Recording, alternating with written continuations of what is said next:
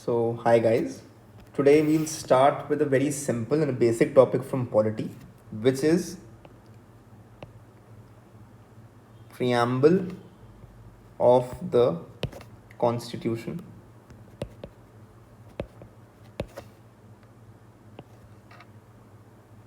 Now, supposing you don't know nothing about the preamble, in simple term, I'll first explain that what a preamble is. So, though this is mostly taught by many coachings in the end, we'll first get done with the debates related to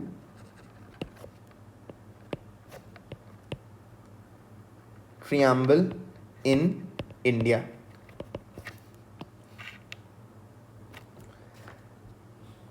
ठीक है. Now, what is the preamble? It, you can say, is an introduction to a law or statute. It may or may not be a part of the statute. In simple terms, ये भी समझ सकते हैं कि preamble is something, if let's suppose there's a document, preceding that document, a single summary kind of thing which tells us about what the rest of the document is a preamble to the constitution. Secondly, it is not 100% necessary that every constitution will have a preamble. और ये भी necessary नहीं है कि सिर्फ constitution में ही preamble होगा. preamble तो एक summary है, किसी law statute का भी हो सकता है. इंडिया में हमारे constitution, for example, suppose this is the Indian constitution.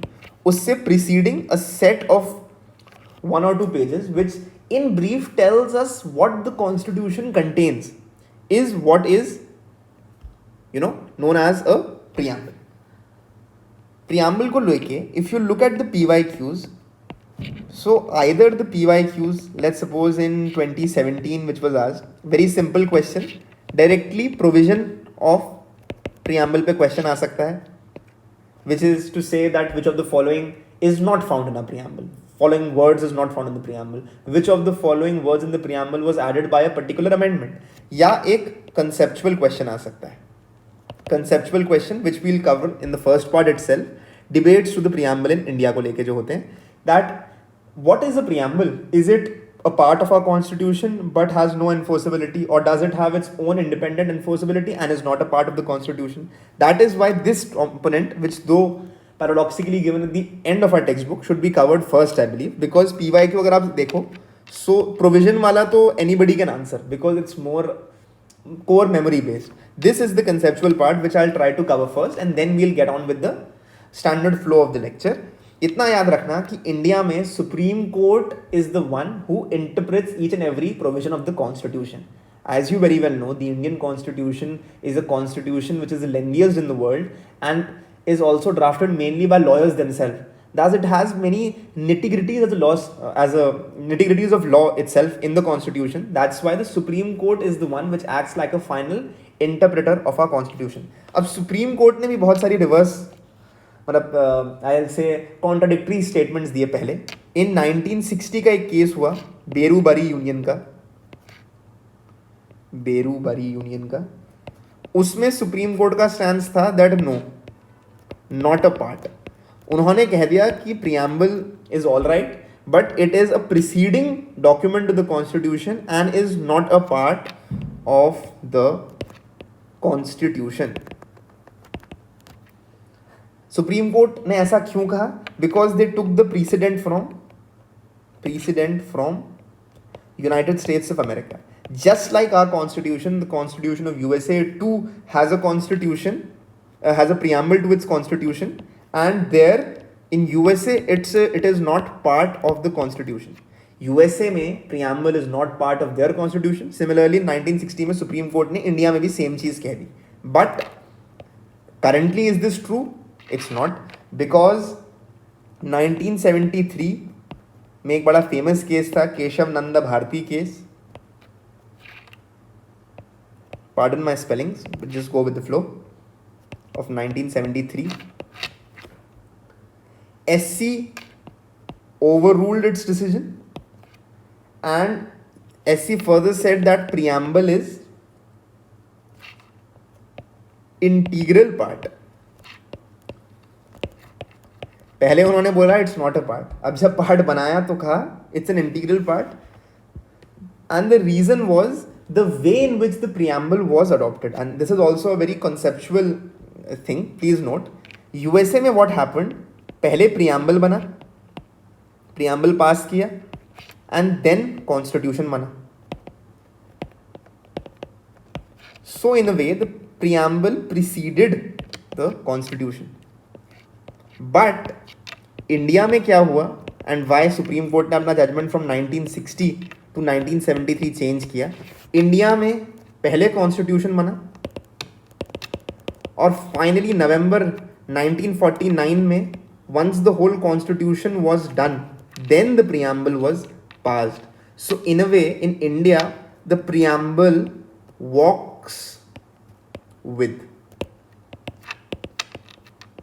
The constitution, unlike the United States of America where it precedes.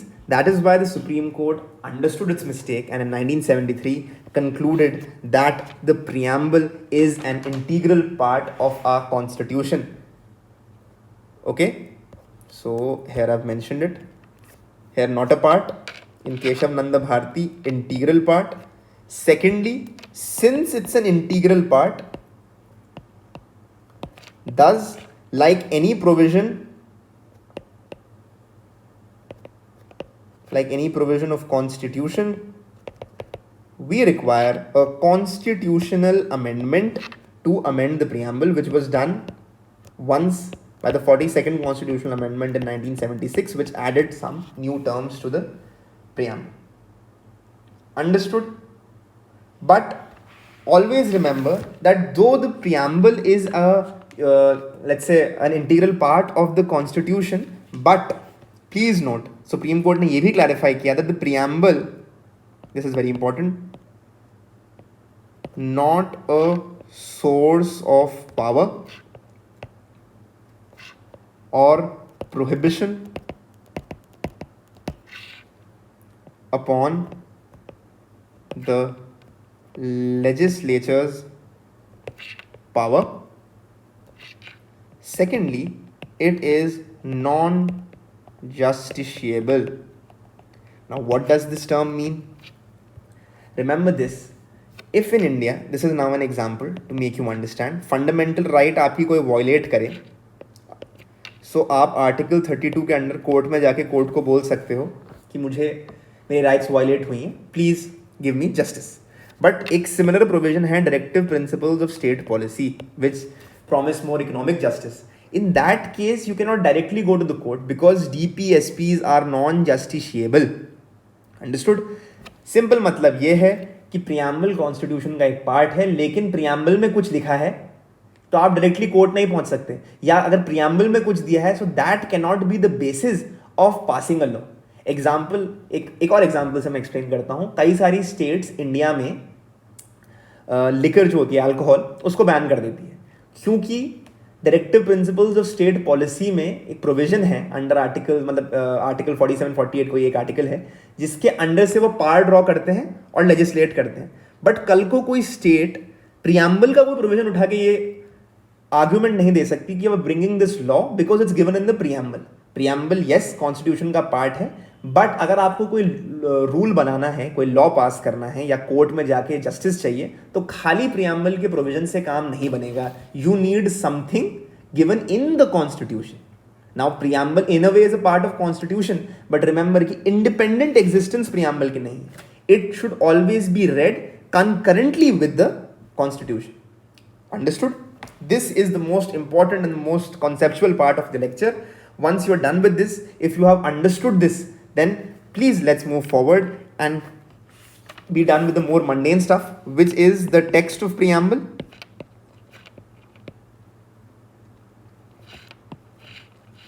And of course, the meaning of each and every word.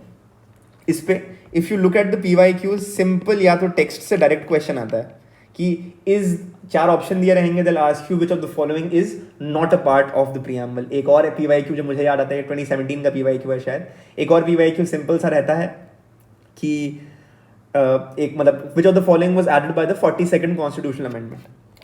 Is it clear? Done. चलिए आगे बढ़ते हैं. सबसे पहले text of preamble में, preamble start I hope सबको पता हो कैसे होता है. It's given in our basic NCERT text book में भी दिया रहता है. नहीं भी पता है so just once you will go home, read it yourself also, and I'll do it once here also. So we, the people of India,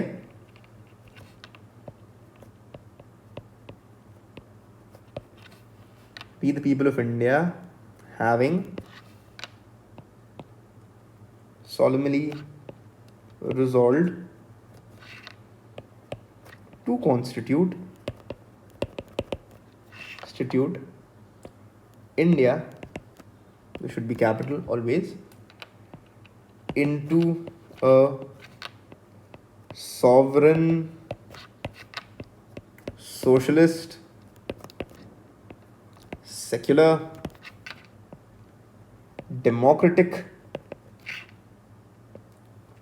republic. All these terms should be in a capital, but इधर मैंने flow में small में लिखा है. The idea should be to understand these terms, because prelims में just having a basic idea of what these terms are is good to go, because these terms once again will be repeated once we'll do the section on fundamental rights. पूरे polity इसी के around I'll say इसी के around हम घूमते रहेंगे. Secondly, in society paper 1 which is GS1, terms such as secularism, sovereignty, socialism as a concept will be once again discussed, but since you are very early in your journey, in brief I will explain it here itself. First, इनका collectively meaning क्या होता है, second individual meaning क्या होता है. पहली बात आप please note on the wording written till now. It says we the people of India. This in a way is highlighting the source of power. The preamble nest, as you usually know, get straight to the point. So preamble भी straight away point पे आके बोलता है we the people of India, showing कि हमारे पास power है. हम भारत के भारतवासी या भारत के citizens have decided that we want to constitute India ideals of our. It's simply saying that the people of India have, by the virtue of their power, decided to make India into a sovereign, socialist, secular, democratic republic. The meaning of each and every term I'll explain it here also. There's no point in explaining it separately. So सुनने में बहुत heavy लग रहा है, but once you're clear with it समझ में आ जाएगा. Sovereign का simple meaning ये है कि India is independent and takes each and every decision independently. India एक, I'll change the ink. Sovereign means independent in its affairs. Pre-1947, we were a British colony.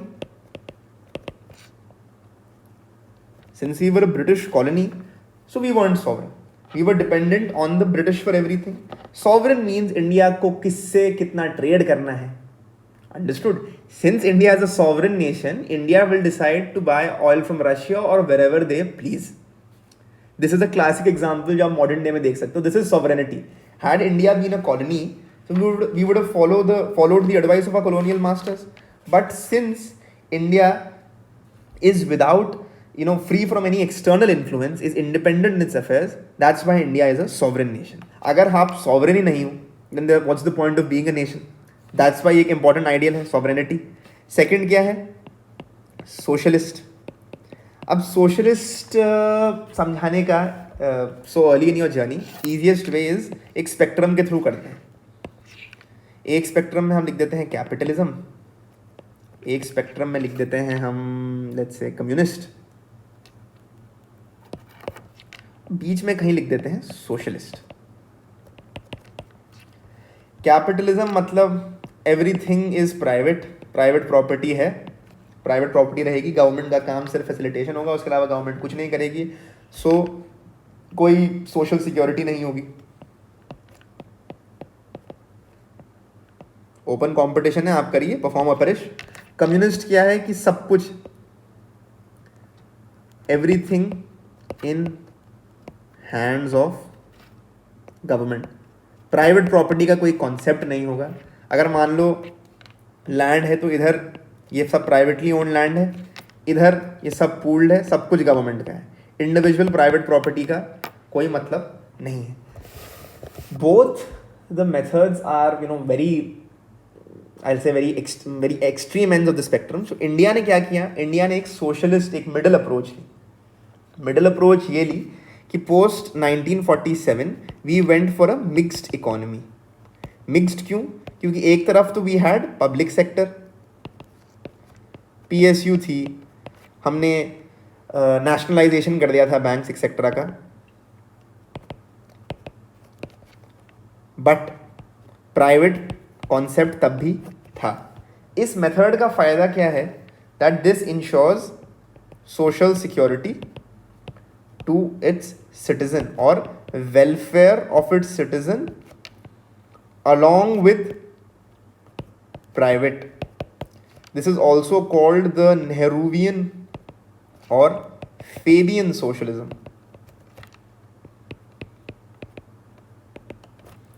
Socialism को समझने का most simpler method is समाजवाद. समाजवाद as in those who talk about welfare of the people. So in Indian state currently, can you think of any public welfare measures which the government does? Can you think of something? You can. India government has MG NREGA, हमारे पास आयुष्मान भारत है, PM किसान है, PM किसान है, हर गरीब किसान को we are giving 6,000 rupees per year. Okay, ये सब फॉर्म्स ऑफ सोशल सिक्योरिटी है. एक और चीज़ हमें याद रखनी है, this might not be given in the standard Laxmikanth, phases of Indian socialism. Once again conceptual clarity ज़्यादा है, डायरेक्ट PYQ वेरी रेयर. क्या है? पहले हम प्रोवाइडर थे, 5 year plan. This is from 1947 till 1960. State lead planning थी. मेन क्या हुआ? PSUs बने, पब्लिक सेक्टर अंडरटेकिंग बनी, कंपनी बनी, स्टील से लेकर हैवी मशीनरी सब कुछ भारत सरकार बनाती थी. उसके बाद क्या हो गया? This got much more tighter under Mrs Gandhi. Regulatory जिसे हम बोलते हैं लाइसेंस राज, ये भी एक फॉर्म का सोशलिज्म था. Please don't make a mistake in से कि इंडिया में कम्युनिज्म आ गया था. कम्युनिज्म से इंस्पायर्ड होके, मतलब socialism went, if this is the spectrum. So after 1960, when I guess the second term of Mrs. Gandhi, slide आया कम्युनिज्म की तरफ, but 100% कम्युनिज्म कभी नहीं आया.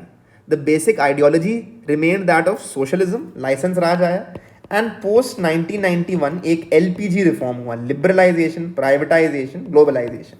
गवर्नमेंट ने रिट्रीट किया एंड प्राइवेट सेक्टर के लिए ओपन किया. तो अब गवर्नमेंट का रोल फैसिलिटेटर का है.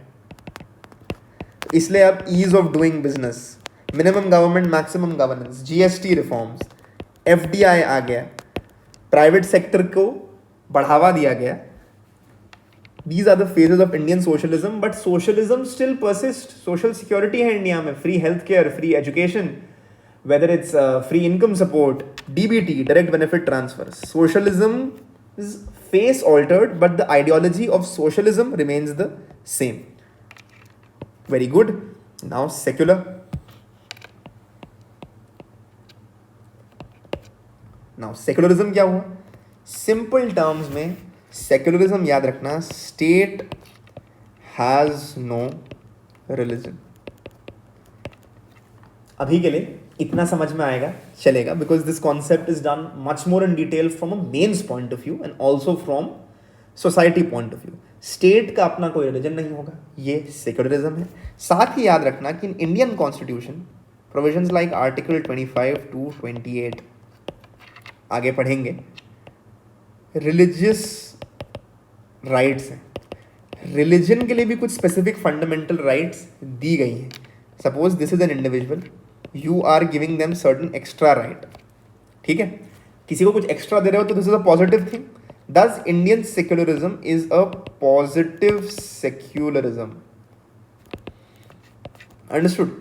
नेगेटिव सेक्युलरिज्म ये है कि स्टेट किसी चीज में कुछ पार्टिसिपेट नहीं करेगा, हम लेकिन कोई एक्स्ट्रा राइट्स भी नहीं देंगे. State is in a way not giving any special acknowledgement to any religion, इसको मान सकते हैं नेगेटिव सेकुलरिज्म। इंडिया में लेकिन हम going a step ahead, we are giving something positive, something extra to our citizen. That's why Indian secularism, just remember for an MCQ point of view, अगर इस topic में अभी तक पढ़ा है तो सिर्फ Indian secularism is a form of positive secularism. It's a positive concept. Democracy, ये तो सबसे easy है। डेमोक्रेसी आता है डेमो क्रेटोस टर्म से ग्रीक के, इसका मतलब है people rule. So rule by people is defined as democracy. Understood? Democracy में the most important concept which should be remembered is direct and indirect democracy. This is an expected MCQ अगर उन्हें तुम्हारी conceptual clarity check करनी हो, because इसमें कई लोग फंसते हैं। Now if I ask you currently direct democracy या इनडायरेक्ट डेमोक्रेसी, इंडिया में किस फॉर्म की डेमोक्रेसी है? आई hope you have answered the question and I think around more than 50% believe कि हमारे यहाँ तो भाई डेमोक्रेसी बढ़िया है, अच्छी डेमोक्रेसी है, डायरेक्ट डेमोक्रेसी है, फ्लॉड होगी बट डायरेक्ट है। That is wrong. The democracy which we think of, ये MP, MLA, all of this is a form of an indirect democracy. Why? क्योंकि याद रखना कि डायरेक्ट डेमोक्रेसी क्या होती है, जहाँ पे टर्म्स ऐसी हैं referendum, plebiscite, initiative, recall. These 4 terms, if you'll see in any question, only and only then mark the answer as direct democracy. Why? I'll explain. पहली 2 terms, referendum, plebiscite. We have heard these terms in news.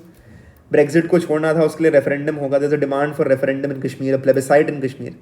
Referendum and plebiscite में क्या होता है? Just as in parliamentary elections we vote to elect an MP और an MLA. In a referendum और plebiscite there is a topic which is decided, so you can vote for और against this topic. For example Brexit में था, do you want Britain to leave the European Union या you want it to be a part of the European Union. इसमें each and every citizen vote is taken into account for the decision to take place. Okay, that is why it's direct democracy, because every citizen directly is influencing the outcome. Understood? Initiative and recall भी similar type के होते हैं. Just remember the names. I don't think so इस पे exactly MCQ आने की बहुत low probability है. अगर समझना हो तो इतना समझ सकते हो कि recall में actively citizens चाहें और government से कोई step या कोई if they don't find the performance of the government to be good enough, they can ask the government to step back also. That's a form of recall. Initiative ये है कि जब आपको ground level से कोई reform लाना हो, exactly for example अगर मान लो अभी you want to bring in a law in the society to let's suppose ban पान मसाला, okay, so इसमें क्या होगा? You will make a support group, you will meet MP, MLAs, ask them to bring a law. Initiative वाले setup में directly आप vote करके वो law को pass करा सकते हो. Understood? Why India has indirect democracy? Because यहाँ पे as citizens what we do is we vote and select a representative और फिर वो representative decisions लेता है हमारे behalf में. हर constituency का एक MP या MLA होगा जो decision लेगा. Thus India mainly has a representative parliamentary form of government. ठीक है? अंडरस्टूड? हमारे यहाँ क्या होता है एग्जैक्टली आगे जाके क्लियर होगा. अभी के लिए फॉर एन MCQ पर्पस इतना याद रखें. Now the only trick question is, does India have direct democracy? अगर क्वेश्चन में ये 4 चीजें मेंशन्ड हो then no, India does not have direct democracy. Just one place where India has direct democracy is in a place called ग्राम सभा. वो क्या है exactly क्या होता है पंचायती राज वाला चैप्टर में करेंगे, बट अभी के लिए इतना याद रखो कि इंडिया में डायरेक्ट डेमोक्रेसी ग्राम सभा के लेवल पे रहती है. क्यों? क्योंकि ग्राम सभा में सारे मेंबर्स जो होते हैं उस कॉन्स्टिट्यूएंसी के, वो ग्राम सभा का पार्ट होते हैं. So they each and every citizen is involved in the decision making process. That is why direct democracy सिर्फ ग्राम सभा के लेवल में. Guys please don't get this question wrong. India में डायरेक्ट डेमोक्रेसी है, yes or no? आज से answer तुम क्या करोगे? No. इंडिया में इनडायरेक्ट डेमोक्रेसी है. डायरेक्ट डेमोक्रेसी सिर्फ एक इंस्टीट्यूशन में है, वो इंस्टीट्यूशन का नाम है ग्राम सभा. Is it clear? I hope it is clear. Republic, simple सी चीज. रिपब्लिक का मतलब पोजिशंस नॉट हेरिडिटरी. सीधे शब्दों में समझाऊं तो राजा का बेटा राजा नहीं बनेगा, पोजीशन हेरिडिटरी नहीं होगी. क्लासिकल एग्जांपल मान लो, प्रेसिडेंट की पोस्ट है. Suppose today X is president, tomorrow anybody why not related to X can be the president. But this is different from democracy because let's suppose the example of UK. Democracy पे UK, United Kingdom, yes, but is it a republic? No. First they had the queen, then they now currently have a king. उसके बाद कोई और आएगा. So the positions once they are fixed in a setup, it's not a republic setup. If not fixed, then you can call it a republic. So India is a republic because president's post is the highest post in the country.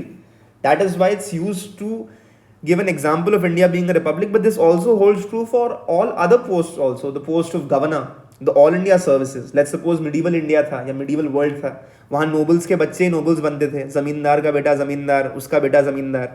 Now no, positions like the all India service, let's say the district magistrate, it's through open competition. This also in a way is a form of republic. But example के लिए हम classical example use करते हैं president of India. Is it clear? So अभी तक 50% text is done. We the people of India want India which is this this this this this. Clear? Now हमने ideals of a state बता दिए, but उस state के अंदर कौन रहता है? सिटीजन्स. तो प्रियम्बल ये भी मेंशन करता है कि हमने we the people of India have decided to make India into a sovereign, socialist, secular, democratic republic. And now in this setup our objective is कि हम अपने citizens को ये सारी चीजें दें जो मैं आगे mention कर रहा हूँ. Okay, one small thing which I like to add before I move on to the next topic is that there was a 42nd constitutional amendment in 1976 जो मैंने पहले भी mention किया है. ये term socialist और सेक्युलर पहले से प्रियम्बल में नहीं थी, बट इस अमेंडमेंट ने ऐड की. But make no mistake, the supreme court time and again has said that though not explicit before, implicitly तो हम सोशलिस्ट और सेक्युलर थे ही. एज आई मेंशन 1947 के बाद जो पॉलिसी थी that was all Fabian socialism, Nehruvian socialism. Similarly, India had Article 25 to 28 even before 1976. So what was implicit before, the 42nd constitutional amendment made explicit only. But just remember, because this is a PYQ, that ये term किसने add की थी? There's another term, but वो मैं आगे mention करता हूँ. 42nd constitutional amendment ने for now socialist and secular term add की थी. So अभी प्रियम्बल में हमने किया, सिटीजन्स ने पार ली, अब पार लेके 5 कैरेक्टरिस्टिक वाला देश बना दिया. बट इस देश के अंदर the subject the citizens, we need to ensure और सिक्योर टू ऑल. ये सेकंड पार्ट है. प्रियम्बल को मैंने 2 पार्ट में डिवाइड किया है. फर्स्ट वाला सेक्शन हमने कर लिया, सेकंड वाला section, secure to all its citizens justice which needs to be socio-economic, political. Secondly, liberty of thought, belief, faith and expression. पूरे term में mention नहीं कर रहा हूँ. Let's not waste our time in writing down the text. I'll just explain it to you. Text you can read yourself also. Equality of status and opportunity, and to promote it among all, not to mention here. And of course, fraternity. Fraternity, assuring dignity of individual.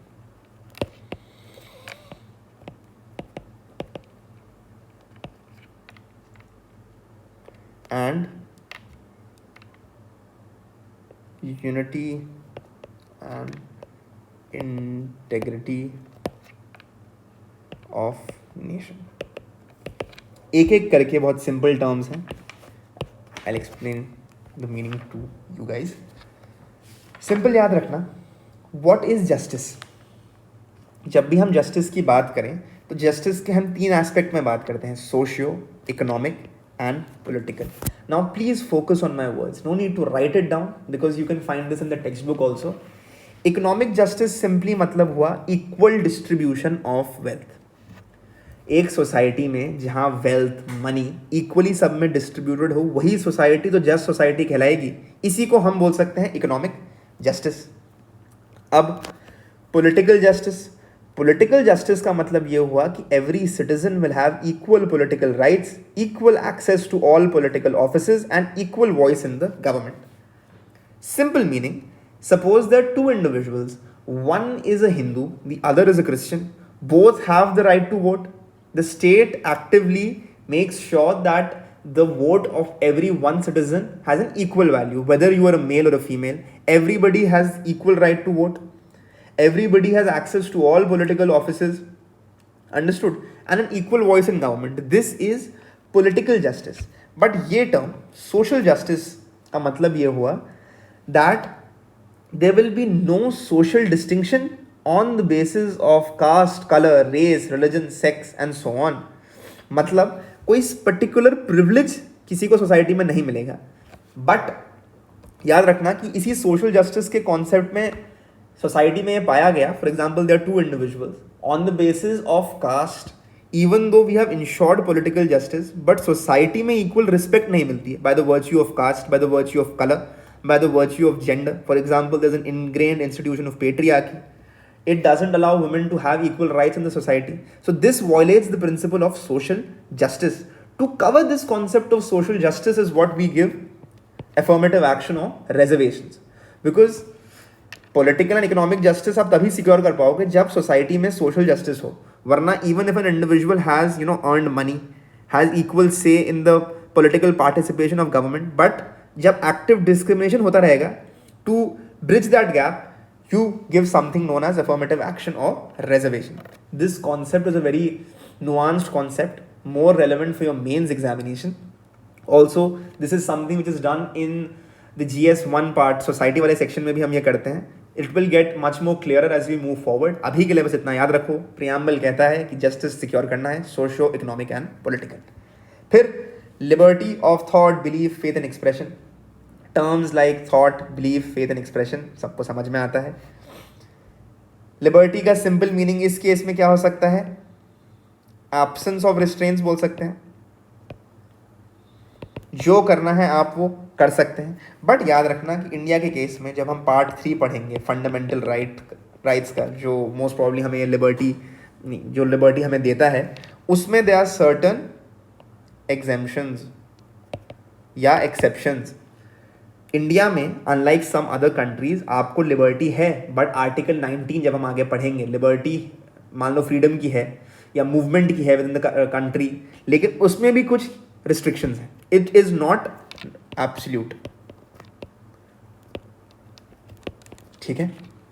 Now equality simple meaning absence of special privileges to any section. जब हम fundamental rights वाला topic पढ़ेंगे तो article 14 से लेकर article 18, उसका नाम हमने फंडामेंटल राइट टू इक्वालिटी रख दिया. उसके अंदर के प्रोविजंस हैं, कैसे सिक्योर करता है, will do in the next chapter. अभी के लिए just remember this. Understood. Fraternity assuring a dignity of an individual and a sense of brotherhood. Sense of brotherhood का सिंपल एग्जाम्पल मैं देता हूँ तो भाईचारा, camaraderie in society. Okay, and इसमें याद रखना the term integrity of the nation was added by the 42nd constitutional amendment. ठीक है. इसी पे क्वेश्चन आने की हाईएस्ट प्रोबेबिलिटी है, जो मैं PYQ से देख सकता हूँ. 3 टर्म्स अभी तक हमने पढ़ी हैं, यही 3 टर्म्स याद रखनी है. इंपॉर्टेंट PYQ भी है, expected भी है, because UPSC, as you have seen, the 2024 prelims was very much more theoretical. So 42nd constitutional amendment ने 3 terms add की, socialist, secular and integrity of the nation. Clear? अभी तक प्रियम्बल पावर दिखाता है, वी द पीपल. सेकंड दिखाता है ideals, हम कैसा देश बनाना चाहते हैं. And then to our subjects, what is the objective of the preamble or of our constitution, one can say. It is to ensure justice, liberty, equality and fraternity. Clear? Now the last topic, इसके बाद है in our constituent assembly. I'm using short form, नहीं करना चाहिए use. In our constituent assembly, this 26th day of November 1949 do hereby adopt, enact and give to ourselves this constitution. Finally अभी तक पार बता दी हमने, आइडियल्स बता दिए, ऑब्जेक्टिव्स बता दिए, ये फाइनली हमें दे रहा है date.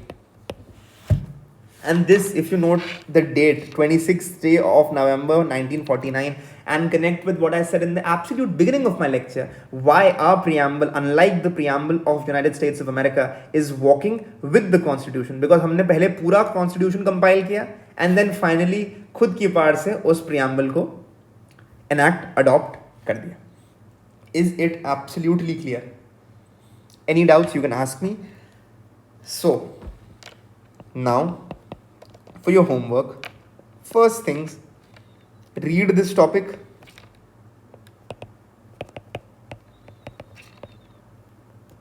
from textbook, whatever source you're following. I would recommend M. Lakshmikant. Always remember कि सिर्फ watching a lecture is not enough. As soon as this lecture is over, please go ahead and read the textbook. It will be a very easy affair. You will complete the textbook in hardly 15-20 minutes. And now, is topic related, solve all the PYQs. And trust me, once you have watched this lecture, read Lakshmikant, you will be able to solve each and every question. And the third homework, for concepts like liberty, justice, equality, fraternity, class 11th की pol science NCERT का starting chapter, and इस NCERT के reading start कर लो. Specially आज के लिए veil of ignorance का टॉपिक पढ़ना, which is given by John Rawls. Understood? And एक ट्रिक मैं बता देता हूँ प्रियम्बल के क्वेश्चन के लिए. If it's mentioned what is the soul of the constitution, what is the horoscope of the constitution, what is the key to the mind of the constitution, the answer to all is the preamble. What is the heart of the constitution? Because now you know the logic of it. Constitution में whatever is given, the ethos of it is reflected in the preamble. That is why preamble is known as the soul to our constitution. It is known as the horoscope of a constitution. Why the horoscope? Horoscope में हम क्या करते हैं? Future prediction. कल क्या होगा, परसों क्या होगा, 3 साल बाद क्या होगा. Similarly, the preamble is telling us what follows in the pages of the constitution. Key to the mind of the makers of the constitution. Why? Because पहले constitution उन्होंने बनाया, एंड में प्रियम्बल पास कर दिया, तो पहले कॉन्स्टिट्यूशन बना, उसकी सारी फिलॉसफी हमने अपने प्रियम्बल में डाल दी. अंडरस्टूड? एंड ये ट्रिक इसलिए है कि 99% ऑफ केसेस में जब ऐसा भी कोई क्वेश्चन आए, unless if you are not sure, mark the preamble and you are good to go. Okay, so that's it from my side. I hope you enjoyed the lecture and I will see you in the next one. Thank you for watching.